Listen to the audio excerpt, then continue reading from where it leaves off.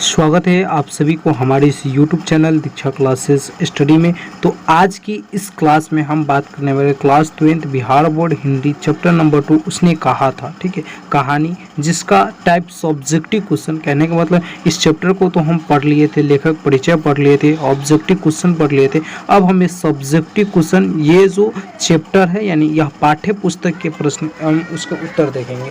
यानी इस चैप्टर में जितने भी प्रश्न है उसके उत्तर आज की इस क्लास में चर्चा करने वाले, ठीक है। तो क्लास काफ़ी महत्वपूर्ण होगा, थोड़ा सा लंबा वीडियो होगा। आप सभी को अगर तैयारी बेहतर करना है, एग्जाम में बहुत बेहतर प्रदर्शन करना है, तो वीडियो को शुरू से लेकर लास्ट तक देखेंगे। तो चलिए वीडियो को शुरुआत कर। पहला सब्जेक्टिव क्वेश्चन हमारे स्क्रीन पे आ चुका है। पहला सब्जेक्टिव क्वेश्चन क्या कह रहा है, उसने कहा था कहानी कितने भागों में बटी हुई है, कहानी के कितने भागों में युद्ध का वर्णन है। देखिए इसके आंसर में क्या लिखेंगे, जैसे मैं पढ़ाया था उसी प्रकार से इसका आंसर भी लिखना है, ठीक है। उसने कहा था कहानी 5 भागों में विभक्त की गई है। कितने भागों में? 5 भागों में विभक्त की गई है। यहाँ से ऑब्जेक्टिव भी क्वेश्चन निकलता है, तो ऑब्जेक्टिव क्वेश्चन भी निकालते चलेंगे। इस पूरी कहानी में 3 भागों में युद्ध का वर्णन है। कितने भागों में युद्ध का वर्णन है? तो 3 भागों में युद्ध का वर्णन है, द्वितीय भागों में, तृतीय भागों में और चतुर्थ भागों में, ठीक है। कहानी टोटल 5 भागों में विभक्त है, जिसमें युद्ध का वर्णन 3 भाग में किया गया है, जिसमें द्वितीय भाग में, तृतीय भाग में और चतुर्थ भाग में किया गया है। इस बात को याद रखिए। तो आइए दूसरे क्वेश्चन पर चर्चा करते हैं। दूसरा क्वेश्चन कह रहा है कि कहानी के पात्रों की एक सूची तैयार करें। कहने का मतलब उसने कहा था जो कहानी है इसमें कितने पात्र यानी कौन कौन से व्यक्ति है जिन्होंने इस कहानी में भाग लिया था, तब जाकर यह कहानी एक रोचक कहानी बना। तो आइए इस कहानी का आंसर कैसे लिखेंगे। लिखेंगे कहानी में कई पात्र हैं जिनमें कुछ प्रमुख पात्र। कहने का मतलब इस कहानी जो उसने कहा था, इस चैप्टर को पढ़िएगा तो बहुत सारे व्यक्तियों का सहयोग से यह कहानी बना हुआ है। बहुत सारे व्यक्ति इसमें सहयोग किए हुए, तब जाकर ये कहानी बना हुआ है। बहुत सारे व्यक्तियों के बारे में चर्चा किया गया है, लेकिन उसमें से हम कुछ प्रमुख जो व्यक्ति है, जो मुख्य व्यक्ति है, जिसके बारे में इस कहानी में बार बार चर्चा होता है, उनका नाम हम बता रहे हैं। जो कहानी के पात्रों का नाम निम्नलिखित है, जैसे लहना सिंह कहानी, इस कहानी का नायक है। सूबेदारनी, सूबेदार, हजारा सिंह, बोधा सिंह जो सूबेदार का बेटा, अतर सिंह जो लड़की के मामा, अतर सिंह जो लड़की के मामा, ठीक है, और महासिंह सिपाही, वजीरा सिंह सिपाही, लपटन साहब आदि, ये जो है ये सारे व्यक्ति इस कहानी के मुख्य पात्र थे। कितने मुख्य पात्र थे, इस बात को याद रखेंगे। यह क्वेश्चन काफ़ी VVI क्वेश्चन है, 2 मार्क्स के लिए काफ़ी बार यह क्वेश्चन पूछा जाता है। आइए अब हम तीसरे नंबर क्वेश्चन पे चर्चा करते हैं। तीसरे नंबर क्वेश्चन देखिए, यह भी क्वेश्चन बहुत ईजी क्वेश्चन है। क्वेश्चन क्या कह रहा है, लहना सिंह का परिचय अपने शब्दों में दे। तो लहना सिंह का परिचय अपने शब्दों में दे। यह क्वेश्चन तो बोल दिए इजी क्वेश्चन है, लेकिन इसका आंसर बहुत लंबा है, ठीक है। इजी तो है लेकिन लंबा आंसर है आपको समझाने के लिए, इसलिए कृपया करके ध्यान से इस क्वेश्चन का आंसर को समझेंगे, ठीक है। कह रहा लहना सिंह एक वीर सिपाही है। वह उसने कहा था कहानी का एक प्रमुख पात्र तथा नायक है। लेखक ने कहानी में उसके चरित्र को पूरी उभारा है, यानी जो लेखक है उन्होंने उसके कहानी को, किसके कहानी को, तो लहना सिंह के कहानी को पूरे अच्छी तरह से उभारा है। कहानी में उसके चरित्र की निम्नलिखित विशेषता उभर कर सामने आए। कहने का मतलब जब ये कहानी पढ़ते हैं तो किसके चरित्र की, तो लहना सिंह के चरित्र, कौन कौन से चरित्र जो उभर कर मुख्य रूप से सामने आया है, इनके बारे में चर्चा करते हैं। आइए अब हम एक एक करके बात करते हैं इसके पॉइंट में, ठीक है। पॉइंट बाय पॉइंट आंसर लिखेंगे तो बेहतर होगा। पहला पॉइंट में देखिए, पहला कह रहा है कि कहानी का नायक, कहानी का समस्त घटनाक्रम लहना सिंह के आसपास घट रहा है, जिससे यह स्पष्ट होता है कि वह कहानी का प्रमुख पात्र तथा नायक है। कहने का मतलब यानी जो कह रहा था कि लहना सिंह के बारे में आप बताइए, तो इसकी मुख्य विशेषताओं में से एक विशेषता यह भी है कि कहानी का जो पूरा समस्त घटनाक्रम है वह लहना सिंह के आसपास ही घटता था, जिससे यह स्पष्ट होता है कि कहानी का प्रमुख पात्र लहना सिंह है तथा यह नायक भी कहानी का यही है। देखिए दूसरा में, अब इसी का दूसरा पॉइंट बाय पॉइंट लिखेंगे तो बेहतर रहेगा, जैसा कि मैं पॉइंट बाय पॉइंट पढ़ाकर आपको समझाता हूं, ठीक है। उसी प्रकार से आपका सब्जेक्टिव क्वेश्चन का आंसर भी बताया हूं।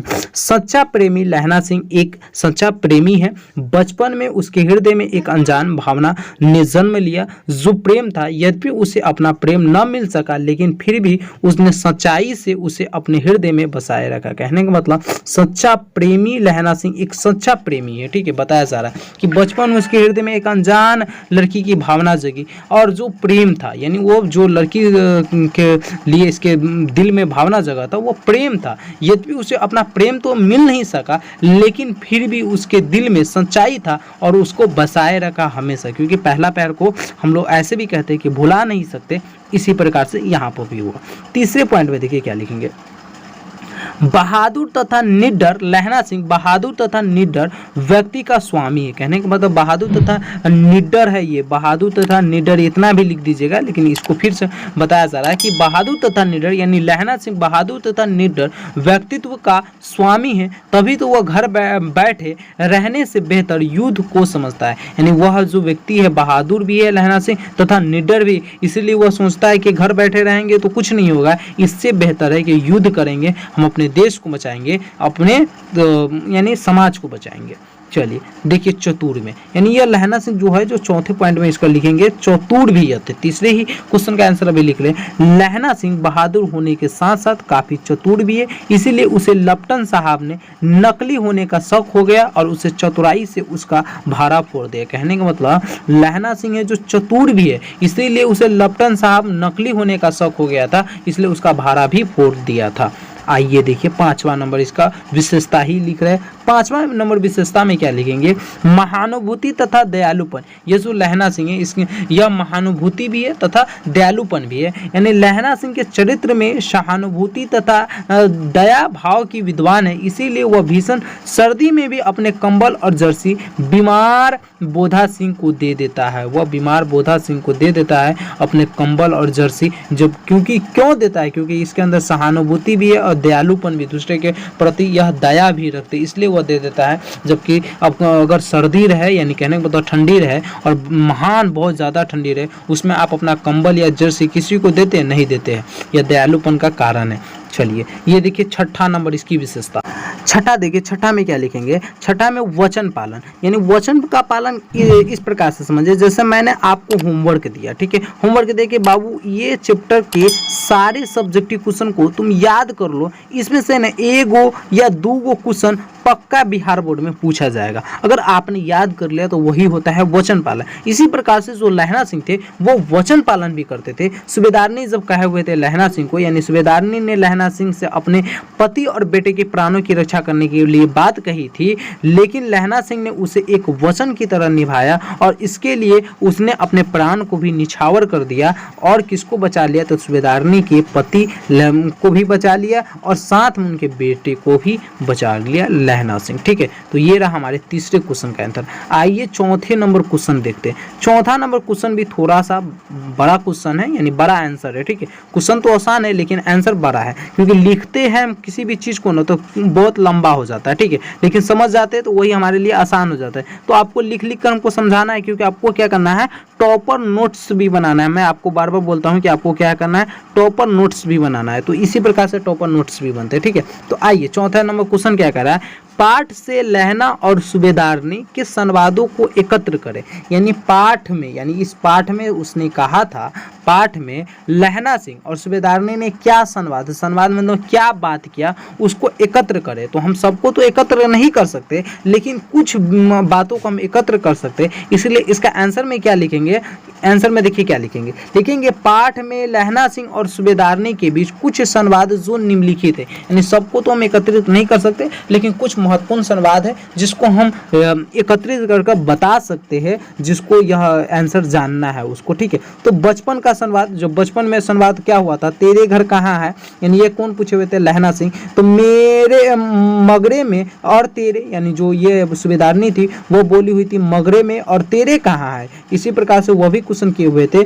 यह जो दे लहना सिंह बोले हुए थे मांझे में यहाँ कहाँ रहती है, तो ये जो सूबेदारनी थी वो बोले थे अंतर सिंह की बैठक में वे मेरे मामा होते हैं। यानी अंतर सिंह के बैठक में रहते वो मेरे मामा होते हैं, सूबेदारनी की मामा।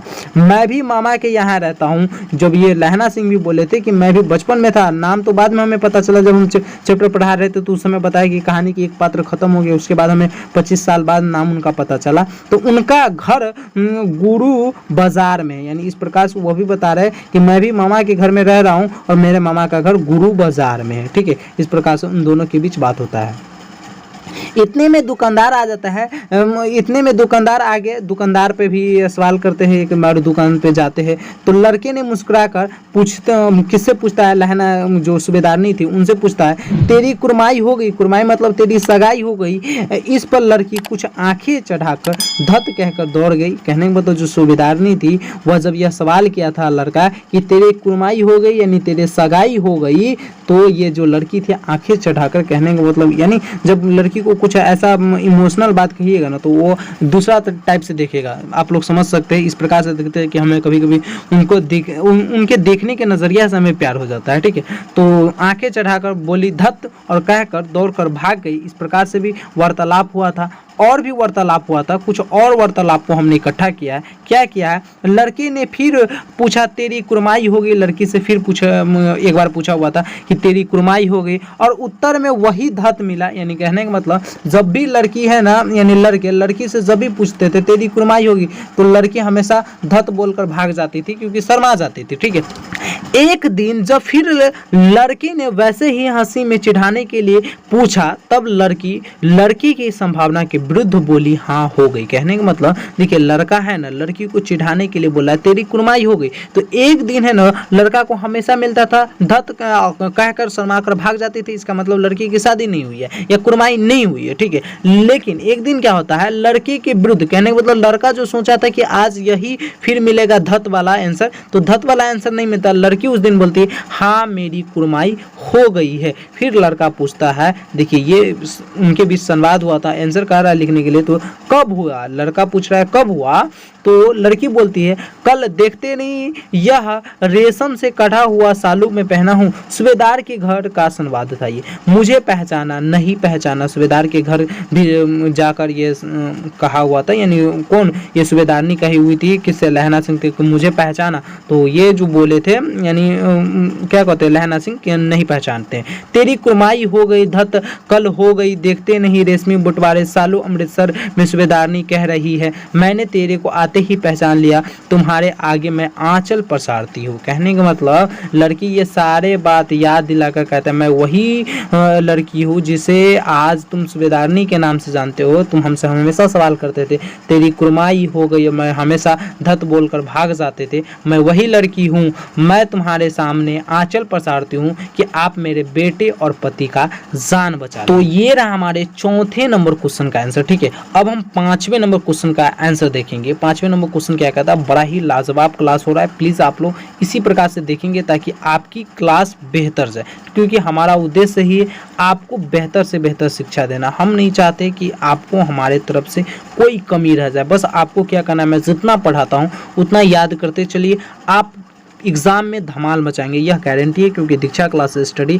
एकदम वही पढ़ाता है जो आपके लिए इम्पोर्टेंट हो, ठीक है। तो चलिए ये देखिए पांचवा नंबर क्वेश्चन। पांचवा नंबर क्वेश्चन क्या कह रहा है, पांचवा नंबर क्वेश्चन कह रहा है कल देखते नहीं या रेशम से कढ़ा हुआ सालू, वह सुनते ही लहना की क्या प्रतिक्रिया थी। कहने का मतलब जो ये सूबेदारनी बोली थी कि कल देखते नहीं या रेशम से कढ़ा हुआ सालू, जब पूछे हुए थे कि तेरी कुरमाई कब हुई, तो ये लड़की बोली थी कल देखते नहीं या रेशम से कढ़ा हुआ सालू। सुनते ही लहना सिंह की क्या प्रतिक्रिया थी, यानी लहना सिंह का क्या जवाब दिए हुए थे। तो देखिए आंसर में लिखेंगे कल देखते नहीं यह रेशम से कढ़ा हुआ सालू, वह सुनते ही लहना को काफी गुस्सा आया। लहना को काफी गुस्सा आ गया। मान लीजिए किसी लड़की को आप हमेशा करें तेरी कुरमाई हो गई यानी सगाई हो गई, तो सगाई उसका नहीं हुई, इसका मतलब आप क्या उनसे प्रेम कर रहे हैं, उनसे क्या कर रहे हैं, प्रेम कर रहे हैं। और जब वो लड़की बोल दे रही है कि हाँ हो गई है, तब लड़का को तो गुस्सा आएगा। इसी प्रकार से लहना को भी गुस्सा आ जाता है, यानी लहना सिंह को भी गुस्सा आ जाता है। साथ ही वह अपने शुद्ध बुद्ध को खो बैठा, यानी शुद्धि बुद्धि को खो बैठता है। इसीलिए घर वापस आते समय लड़के को नाली में धकेल दिया, एक गुमचे वाले को गुमचे बिखेर दिए, एक कुत्ते को पत्थर मारा और एक सब्जी वाले के रेड़ी पर दूध उड़ेल दिया। एक वैष्णवी पूजा पाठ करने वाली औरत को टकराकर जिसने उसे अंधा कहा, तब जाकर वह अपने घर पहुंचा। कहने का मतलब यानी जब लड़की का आवाज़, यानी लड़की ने जब यह आंसर दिया हाँ मेरा शादी कुरमाई हो गई है, देखते हो ना यह रेशम से कटा हुआ सालू, तब लड़की की यह प्रतिक्रिया बहुत गुस्सा हो गया लड़का। और जब घर जा रहे थे, घर पहुंच रहे थे, तो उस समय रास्ते में यानी इस प्रकार से कर रहे थे कि लोग इसको पागल समझ, सूद बूद सब हो गया था। किसी को क्या कहता है पत्थर मारना, तो सब्जी वाले को सब्जी को उलट देना, दूध वाले को दूध को उलट देना, कुत्ते को पत्थर मारना, इस प्रकार से ये होते ही है। जब सूद बूद खो जाते हैं ना, तो हम लोग खुद को, आजकल लड़के क्या करते हैं, लड़के खास करके लड़की भी आप करते हैं, हालांकि ऐसा नहीं कीजिएगा आप लोग, थोड़ा सा किसी लड़की लड़का से हम बात करते रहते हैं और उनसे बात करना बंद हो जाता है, तो हम अपने हाथ के नस को काटने लगते हैं, ये चीज करने लगते हैं, तो सुसाइड करने लगते हैं। ये पार्ट ऑफ लाइफ है, ठीक है, आप इसको पार्ट ऑफ लाइफ लीजिए, इसमें आप अपने जीवन को बर्बाद नहीं कीजिए, क्योंकि आपके मम्मी पापा भी आपके बहुत ही प्यार से पाले हुए हैं, यानी आपको बहुत प्यार से मम्मी पापा पाले हुए हैं। तो ये सब आर्ट ऑफ लाइफ है, इसको खेलिए और बस खत्म कीजिए, उतना ज़्यादा हमें गहराई में जाकर जान को हत्या नहीं करना है। आइए छठे नंबर क्वेश्चन देखिएगा, छठे नंबर क्वेश्चन भी काफ़ी महत्वपूर्ण क्वेश्चन है, ठीक है। छठा नंबर क्वेश्चन क्या कह रहा है, जारा क्या है, मौत है और निमोनिया से मरने वाले को मुरमरे नहीं मिला करते, वजीरा सिंह के इस कथन का क्या आशय। कहने का मतलब जारा क्या है, तो मौत है और निमोनिया से मरने वाले को मुरब्बे नहीं मिला करते, वजीरा सिंह यह कथन बोले, इसका क्या आशय, यह क्या कहना चाहते हैं। तो इसके आंसर में क्या लिखेंगे, जारा क्या है, मौत है और निमोनिया से मरने वाले को मुरब्बे नहीं मिला करते हैं, वजीरा सिंह के इस कथन का आशय है कि वह युद्ध के मैदान में अत्यधिक ठंड पड़ रही है, जिस कारण ऐसा लगता है कि मानो उनकी जान ही निकल जाएगी। वैसे भी इस स्थिति में इतने लोगों को निमोनिया हो रहा है कि उन्हें मरने के लिए स्थान भी नहीं मिल रहा है। कहने का मतलब इतना ठंड में युद्ध लड़ रहे हैं कि उस युद्ध में आप समझ सकते हैं हमारे लिए सैनिक लोग कितने आज बहुत डिग्री सेल्सियस पर हमारा क्या रहता है, ठंडी रहता है, फिर भी माइनस में रहता है, -72 डिग्री, -77 डिग्री, -73 डिग्री, -29 डिग्री, यानी इस प्रकार से ठंडी रहता है। उसमें भी हमारा जो सेना होते हैं, आर्मी होते हैं, वो हमारे देश की रक्षा करता है। और इसी ठंडी के कारण क्या होता है, निमोनिया हो जाता है। निमोनिया इतने ज़्यादा सैनिकों को हो जाता है कि कभी कभी मरने के लिए स्थान भी नहीं मिलता है कि हम जीवन को गंवा भी सके। यही उनका आशय था, ये वो बताना चाह रहे हैं, ठीक है। 7वें नंबर क्वेश्चन देखिए, आइए 7वें नंबर क्वेश्चन का आंसर देखते हैं। 7वां नंबर क्वेश्चन काफी छोटा सा क्वेश्चन है, आंसर छोटा सा है। कहेंगे कि देखिए 7वां नंबर, कहती है तुम राजा हो, मेरे मुल्क को बचाने आए हो, वजीरा के इस कथन में किसकी ओर संकेत है। देखिए कहती है तुम राजा हो, मेरे मुल्क को बचाने आए हो, वजीरा के इस कथन में किसकी ओर संकेत है, किसकी ओर संकेत है। देखिए किसकी ओर होगा और नहीं होगा, ठीक है। तो कहती है तुम राजा हो, मेरे मुल्क को बचाने आए हो, वजीरा के इस कथन में फ्रांस की मेम की ओर संकेत है, ठीक है। तो इसका आंसर ये हो गया, बस इजी क्वेश्चन था। आइए अब हम 8वें नंबर क्वेश्चन पे चर्चा करते हैं। काफी महत्वपूर्ण क्वेश्चन यह भी क्वेश्चन है, ये लीजिए 8वां नंबर क्वेश्चन।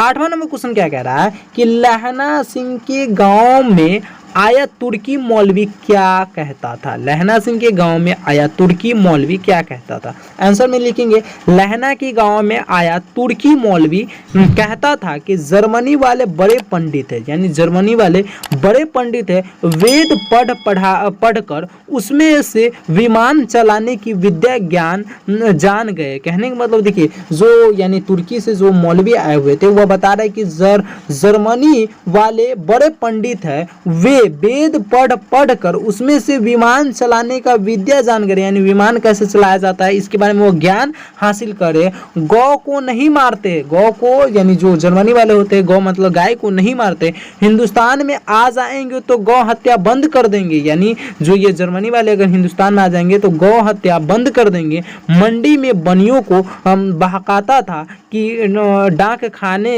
से रुपए निकाल लो, सरकार का राज्य जाने वाला है। इस प्रकार से वो बताते थे। तो ये रहा आपके 8वें नंबर क्वेश्चन का आंसर, ठीक है। आइए 9वें नंबर क्वेश्चन पे चर्चा करते हैं। 9वां नंबर क्वेश्चन क्या है, देखिए 9वां नंबर क्वेश्चन को ध्यान से पढ़ेंगे। 9वां नंबर क्वेश्चन कह रहा है लहना सिंह का दायित्व बौद्ध और उसकी बुद्धि दोनों ही सप्रेरणीय है, इस कथन की पुष्टि करे। यानी जो लहना सिंह का दायित्व बौद्ध और उसकी बुद्धि दोनों ही सप्रेरणीय प्रेरणीय है, इस कथन का पुष्टि करें, इस कथन के बारे में बताएं। इस क्वेश्चन का आंसर थोड़ा सा बड़ा होगा, लेकिन आइए इसका आंसर समझें। कह रहा है लहना सिंह एक बहुगुणा संपन्न व्यक्ति का स्वामी है। लहना सिंह बहुगुण संपन्न व्यक्तित्व का स्वामी है। उसके चरित्र में विद्वान गुण समस्त कहानी में दिखाई पड़ते हैं, यानी उसके जो चरित्र गुण है वह विद्वान गुण है, वह समस्त पूरे कहानी में दिखाई पड़ता है कि लहना सिंह कैसे व्यक्ति है। लेकिन उसका दायित्व बौद्ध और बुद्धि दोनों ही सहप्रेरणीय है। वह बचपन में एक लड़की से मिला और